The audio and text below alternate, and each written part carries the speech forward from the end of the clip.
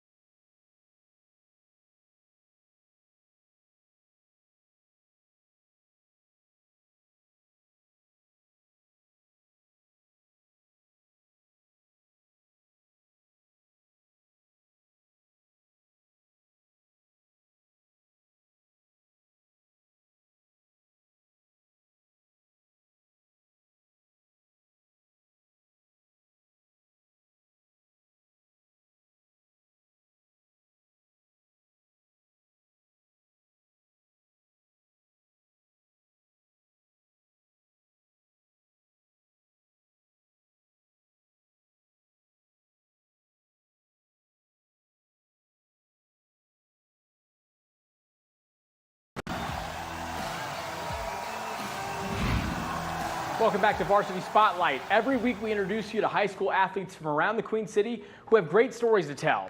Athletes who are doing great things in the sport they play and beyond. Absolutely. And this week we head to Butler High School and check in on one young lady whose performance on the basketball court is getting attention from schools all across the country. My name is Hannah Moss. I'm a senior at Butler High School and I play point guard for the Butler Bulldogs. When I first touched the basketball, I was probably 11 years old, playing outside with my sister. She's the reason I started playing basketball originally. I have 6 sisters, and I'm the youngest of 7, making me the baby, so. We have 7 girls and the baby. I feel as if basketball clicked for me, and I realized I was a baller when I was probably 7th grade, 8th grade, because I was deciding oh, I want to go do this in college. And that's when the shift kind of happened. but realized I was actually pretty good at it. So I'm like, going into high school, I want to start taking this more seriously. As a kid, Hannah growing up would sit on the bench at Carolina Courts watching her older sister play basketball and just try to tell her sister what to do. And I knew then my child had something in her, and I had to make her pull out what she wanted to do. I would say the turning point for Hannah would be 8th grade, and she played up that year. So she was playing girls a little bit older than her. I remember being in a gym in Atlanta, Georgia, and a captain coach came up to me and he said, "She's special." You know, Hannah Moss is what you call a true student athlete. What's impressive to me is her work and her work ethic and her drive. When she comes in, she's one of the ones you have to kind of like tone her down because she goes so hard. You know, sometimes I think she goes too hard to the point where she's gonna hurt herself. Hannah's special. She got the dog in her like her daddy. I believe that like what drives me to like wake up in the morning and go to the gym and just keep playing basketball is just like the structure it's giving me and like the friends and community, and like basketball just like paved a way for me to like go into my further life after I'm done playing with it. So that's just why I always get up and do it every day. You know, she's gonna get here early and get up some shots. After school, Hannah Moss is here in the gym, do a little ball handling and some other stuff. And the next thing you know, for probably like the next 45 minutes, she's gonna go through her whole routine and she's gonna get up some shots. She's gonna be the first one to show up. She's gonna be the last one to leave.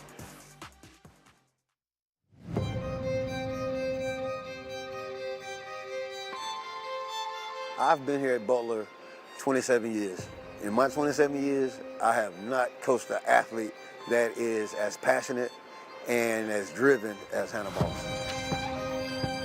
When it comes to basketball, I think I'm passionate about just the environment that it puts you in, and then just the people you meet, as well as like just like being able to sit there and watch other people play and film, and just being able to break it down and see some of the best players and like learn from them. I think I'm really passionate about just like the growth of our game as on the women's side. Hannah, this is your father. I am so proud of you. The determination that you have in you, I never seen that in anyone else. It's just amazing how hard you've worked at basketball. That goes to show you that hard work pays off. Continue to do what you need to do, and I love you. I'm extremely proud of him. I'm kind of like sad it's coming to an end, but I'm so happy to see where it's going. I've received close to 20 Division I offers from schools such as William & Mary, Western Carolina, App State, ETSU. I haven't chosen yet, but stay tuned to see where I go. I'm Hannah Moss, and this is my Varsity Spotlight. All right, 3 things from that story. Number 1, 20 offers. Yeah, that's wild. That's crazy. So kudos. And how do you choose? I mean, I guess no you'll idea. know No. with that. Number 2, when you have a coach and a teacher who's been at that school for 27 years, and that coach looks you in the eye and says you are one of the most passionate, if not the most passionate, dedicated athlete I've ever seen at Butler High School, that's huge. That's definitely saying something because there's been a lot. Exactly. Number 3, parents, 7 girls. Great job. I mean, Yeah, kudos. kudos to that.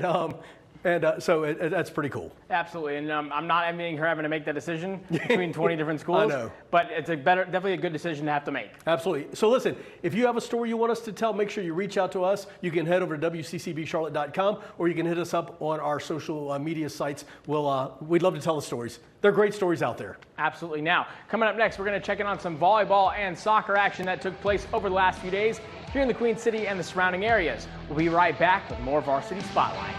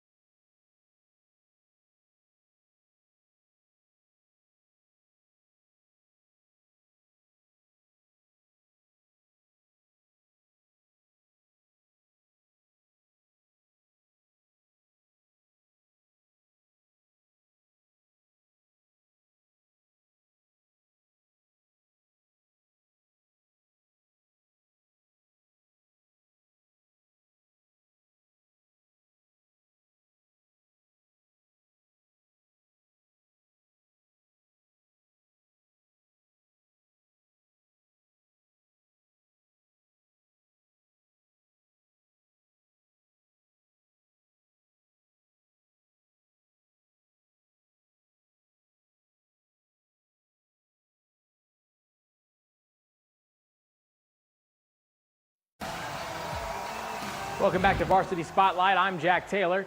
As we just showed you, there was some great action on the high school football fields across our area last week. So now let's take a look at some of what went down on the courts and the pitch. All right, and let's start with volleyball as the season is rolling on and a lot of teams starting to make that postseason push. We start with East Meck, who made the trip to Weddington to take on the Warriors. The home team would jump out to an early 2-0 lead and appeared on their way to a sweep, but East Meck would battle back to win the third set at a close one, 25-23. In the fourth set, the two teams would battle back and forth. Weddington wins the fourth set and they win this match 3-1. Weddington now sits at 12-3 on the season. East Meck dropped to 14-7. All right, up next, we see Parkwood taking on Union Prep. This one was all Parkwood early on. The Wolfpack dominant against the Polar Bears. Great name. Yeah, absolutely. Winning this one in straight sets. Union Prep did not score double digits in any of those three. That's a huge achievement in volleyball. Parkwood would hold Union Prep to just 20 points total the whole day. Now, with the win, Parkwood improves to 13-4 on the season. Union Prep has a record of 2-6. All right, on we go. Next up, Cuthbertson visiting Butler. The first two sets of this match were close, with Cuddy winning 25-20 and 25-23. Eventually, Butler got worn down, though, and would only be able to score 10 points in the third set. Cuthbertson wins this match with a 3-0 sweep, another sweep for everybody. They now have a record of 14-5 in 2025. As for Butler, they are now 11-5 on the 2025 season. Let's take a look at the red-hot Marvin Ridge volleyball team playing host to Huff. The Mavericks only have 2 losses this entire season. They would win this one easily, spoiler alert, over the Huskies. Marvin Ridge has been dynamic and dominant on offense all season long, getting the sweep here, no surprise there. Marvin Ridge continuing to make a statement on the court. They're 17-2 and a perfect 7-0 in conference play in Southern Carolina Conference. Huff is 7-10 on the season. All right, one more stop for volleyball action. Fort Mill playing host to Nation Ford, and this one would end with a sweep again. And that was for the visiting team. Nation Ford would win 3 sets, 25-17, 25-14, and once again 25-17 to win the match. With the loss, Fort Mill now sits at 4-5 on the season, while Nation Ford, they are 16-4. They currently sit in first place in their conference, and they're starting to get geared up for a possible playoff push. All right, now let's take our attention over to the pitch, starting with, again, Marvin Ridge taking on Myers Park. This is a matchup of 2 of the best teams in our area, Mustangs versus the Mavericks there. Myers Park with only 1 loss on the season, and that is the way it would stay. Mustangs win this one 2-1, getting a goal each from seniors Burke Anderson and Henry Bonner. Marvin Ridge getting their lone goal from Colton Perkins. Myers Park now a dominant 9-1 record on the season. Marvin Ridge isn't far behind. They're 8-3-1. All right, one more from the pitch for you. Sun Valley taking on Weddington. The Warriors, who made the trip to Sun Valley, would get the win in this one. They double up Sun Valley and they win this one 4-2. Now with the win, Weddington moved to 4-4-2 on the season, while Sun Valley, they dropped to 6-7-1. So everybody take a deep breath. Those are all the volleyball and soccer highlights for you. Yeah, there was a lot of action. There was also some action on Friday night that proved to have some great football games. This week, we gave you, the viewer, the chance to decide which of the 3 plays would be our play of the week. The votes have been counted, and here we go with this week's play of the week. Coming from a game between Olympic and Cox Mill, Olympic getting that start strong in conference play. The running back, Bryce Nixon, finds just a little bit of open field, and then he goes sideline to end zone. 60-plus yards for the score. He is fast as all get out, and it really allowed for Olympic to run away with this one, a 35-14 win over Cox Mill. So, congrats to Bryce Nixon. Now make sure to tune in to Rising on Monday morning. We'll show you 3 plays from tonight's action that you can vote on by going to WCCBCharlotte.com to be our next Basketball Sports Play of the Week. Yeah, that guy was a little quick. To say he was fast is an understatement. All right, we have one more segment for you, and coming up, we'll get you ready for Week 6 of the high school football season. Stick around. More Varsity Spotlight coming at you next.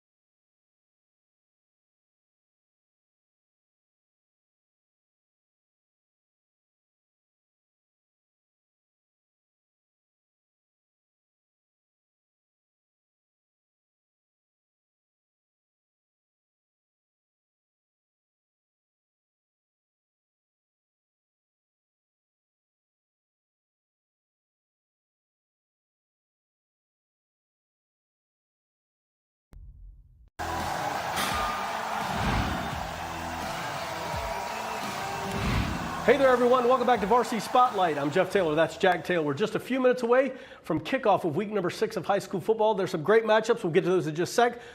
But let's take a look at some of the standings, because you know what, and across the board, all the sports, it's some great stuff going down. We're getting into conference play. We just showed you some highlights. We talked about Marvin Ridge, 7-0 in Southern Carolina. Absolutely. You see Weddington right behind, 6-2. Sun Valley creeping up the standings at 5-2. Cuthbertson falling down at 5-3, and then Piedmont really trying to round out that top 5 with 2-6, but they're trying to climb their way up. Marvin Ridge, I mean, they're going to make a play for the state. Absolutely. They're tough. They did it so last year, and they're going to do so again this year. Now on to soccer. We've got some action for you and some standings from the Greater Charlotte Athletic Conference there. We see South Meck leading the charge there, 4-0. Myers Park we all talk about, but South Meck is winning in the conference. I know, but Myers Park, listen, they're tough. We know what's going to happen there probably. They might be the best in the state. But yeah, I'm surprised. I'm going to be honest, until I saw it up there, South Meck was 4-0. So there we go, got that conference play. Now on to football. We're starting to get into conference play, just week 1 for most teams, but some teams have been in there for 3 weeks. You see in this one, the Western Foothills Conference, they are there.